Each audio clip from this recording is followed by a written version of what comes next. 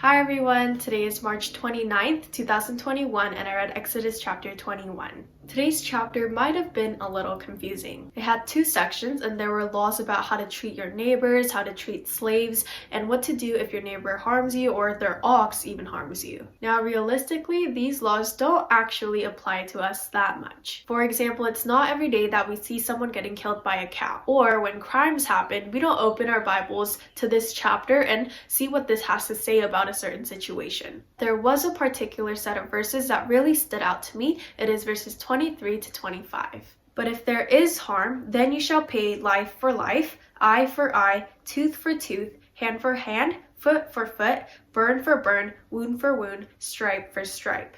Numerous people think that these verses are God telling us or allowing us to revenge upon our neighbors, but that's something that God would never do. So that got me thinking, doesn't God want everyone to be nice to each other? And when bad is done to you, there's even a verse that says, if you get slapped on one cheek, hand over the other cheek also. But to face the truth, humans have this really strange mentality when it comes to payback or revenge. Silly example, but if I broke your arm right now for no reason, wouldn't you think because you did that, I'm breaking your arm plus your right leg? This eye for an eye, tooth for tooth, this law is out there to prevent us from doing more harm. God already knows that as sinners, we're not going to just be kind to everyone. We're not going to say, hey, it's okay, my arm's going to heal within like a few months, you're fine. We're going to say, because that person did harm to me, I'm going to make his life more miserable and make him suffer for longer. So with all of that said, to put this scripture into our actual everyday lives, I want us today to really closely examine our actions. If you ever find yourself treating someone out of hate,